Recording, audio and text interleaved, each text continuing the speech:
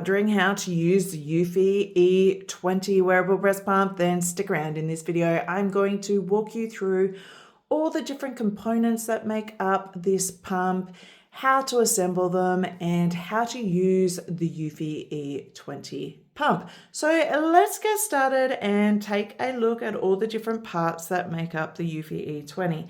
Now, the one thing I do love about the Eufy pumps is there are very minimal pump parts, and that makes this so easy for cleaning, assembly, as well as pump maintenance. So to start with, you have your pump motor. Now, on top has a control panel. This is what creates and drives your suction.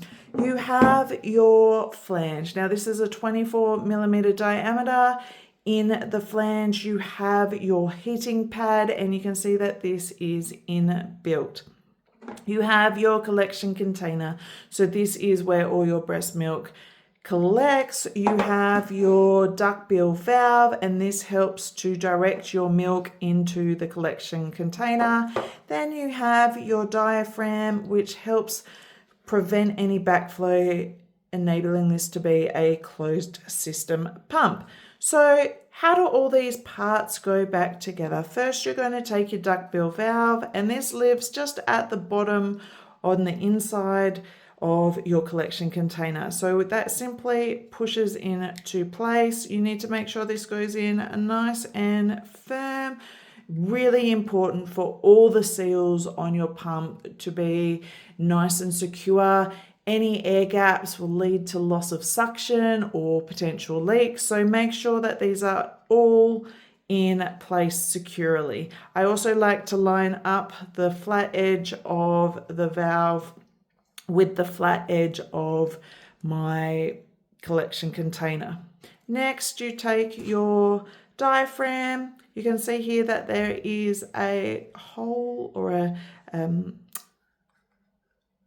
I don't know what else you call it, a hole on one side, and that simply goes on the inside where your nipple would line up.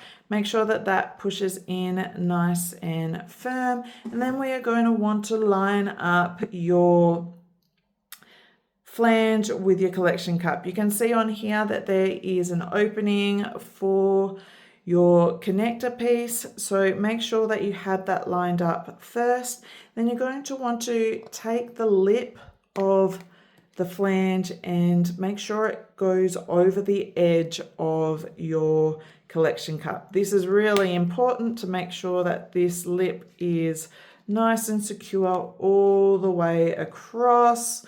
Again, it's that suction that we want to make sure we have, as well as preventing any leaks. So once that is all in place, make sure that your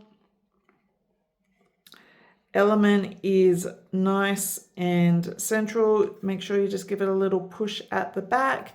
You'll also notice that the pouring spout is aligned with the groove at the top here. Run your fingers along the outside, just making sure that you have that nice, firm, secure fit. And then take your pump motor and simply push down. Now, one tip I will add: when you are trying to remove your pump motor, you need to pull away slightly at the top of your flange. Give it a little bit of a gap to pull that out. If you simply try just to pull it, it's really firm in place and you won't be able to. So make sure when you are trying to remove your pump motor that you pull the side of the flange away as well. So this is our completed Eufy E20 pump. So how do we go about using it? Firstly, before we dive into all the settings, one of the most important parts when it comes to pumping is making sure that you have the correct flange size. Too big or too small, you're going to get an ineffective pumping session, potentially cause pain and damage to your nipple. So we want to make sure that we are using the right size flange for our nipple. And to do that, included in your kit, you have a nipple measurement card.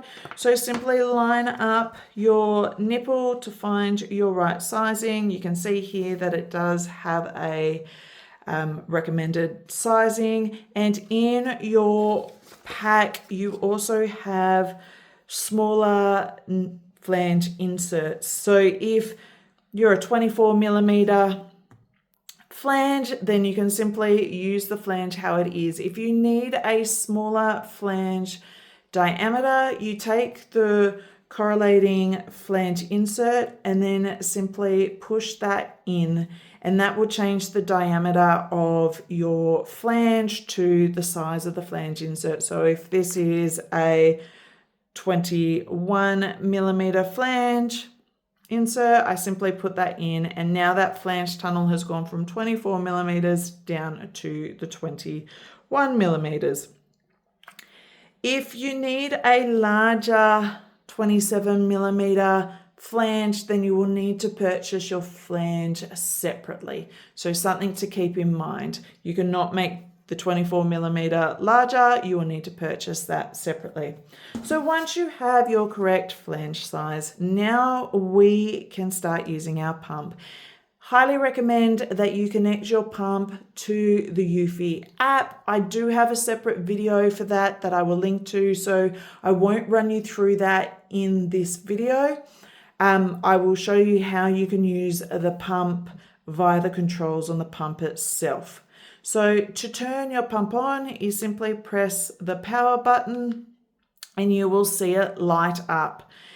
There are two different sets of lights here. So you have your yellow and then there's a red set of lights. Let me hold that down.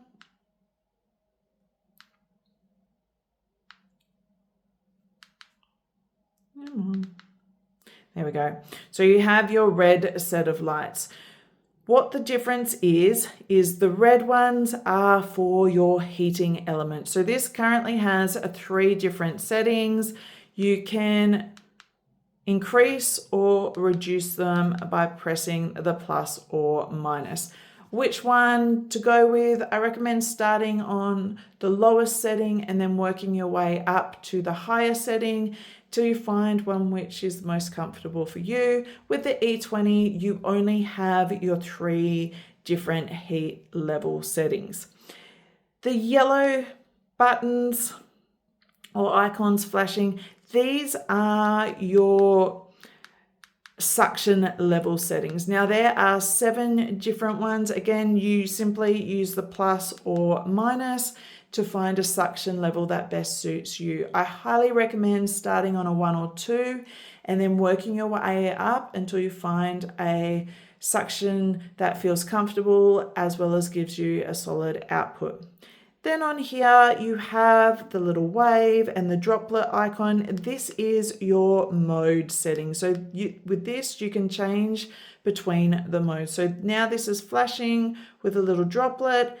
That is on your expression mode, and the wave is your massage option. So when we start to pump, we want to line our nipple up centrally. So lean forward a little bit, line your nipple up centrally, secure our pump in a nice, secure, well-fitted pumping bra. Really important because we want to make sure, again, that our breast is against the flange nice and firm, because that is what will help create the suction seal. So nice, centrally aligned nipple so it can move freely within your tunnel. Nice, secure fit. And then when we want to start pumping, you can adjust your heating level. We do want to start with your massage. These are the short suctions. Now these are for initiating your letdown.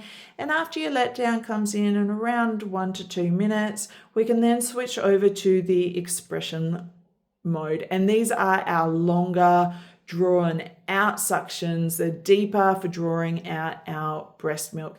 And then you can run that for the remainder of your session, or you can look to swap and create your own patterns. A lot of mums find doing 5 minutes of the massage, swapping to 5 minutes of the expression, and then repeating that for your pumping session works really well. One thing I really love about the Eufy app, and why I highly recommend using it with your Eufy pump, is that there are actually 5 professional modes already in the app that you can simply use, or there's a ton of functionality to create your own apps. There are timers within the app, you can adjust your speed cycle settings, so you will get a lot more functionality in the app compared to what you get on the pump itself. But if you are only wanting to use the pump, you can manually switch between the massage and the expression modes and adjust your settings. There is no timer as well. You can see it's quite a basic control panel. However, it is able to be used without the app. Once you have finished your pumping session, now you're going to want to turn your pump motor off. Simply hold down your power button, lean forward, and then remove your, before you do that, you are going to want to break the seal with your finger. If you just simply pull it, it will pull your nipple with it and be quite uncomfortable. So lean forward, break the seal, and then remove your pump. One thing I should have added, is your pump starts in pause mode. So to turn your pump out of the pause mode, you simply do a light touch on the power button, a longer press down to turn it on and off. So make sure that you are taking it out of the pause. So once we've finished our pumping session, like I said, we break the seal, remove the pump, and then we are going to want to remove the pump motor, and then we can pour our breast milk into our storage container. Now, if you are wanting to use the fridge hack, you can do that with your pump. Simply means putting this in a airtight bag, a Ziploc bag or a resealable silicone one, and then placing that in the fridge until your next use. You want to make sure that it is fully emptied. You cannot store your breast milk within your pump.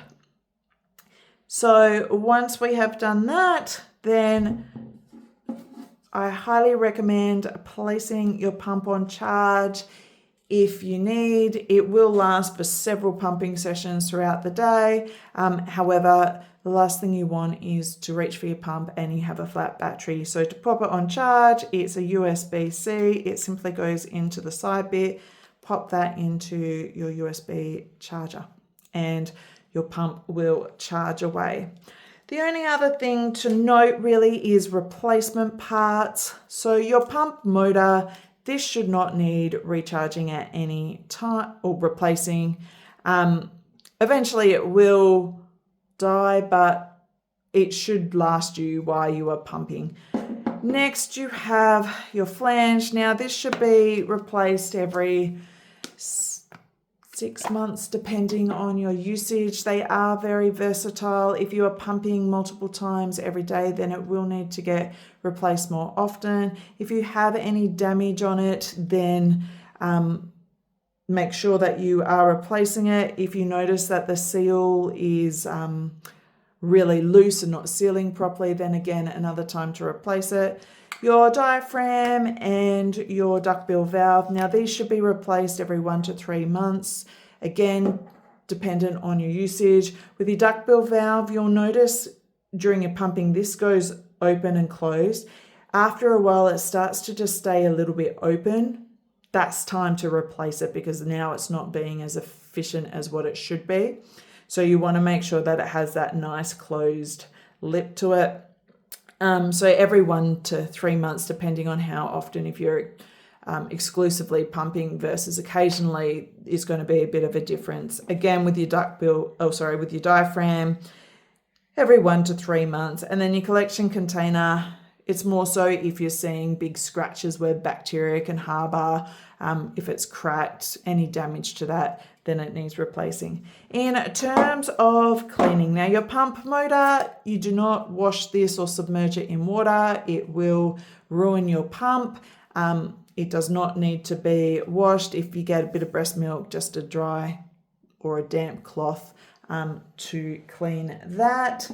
Your pump parts are dishwasher safe. They can be sterilized in a cooking pot. They can also be used in a sterilizer, which is a huge win. You just cannot use these in the microwave. So keep that in mind. Otherwise, they are really easy to clean. And make sure that you are sterilizing at least once a day. Hope this video helps. If you have any questions, then please feel free to ask and I'll do my best to answer. Cheers.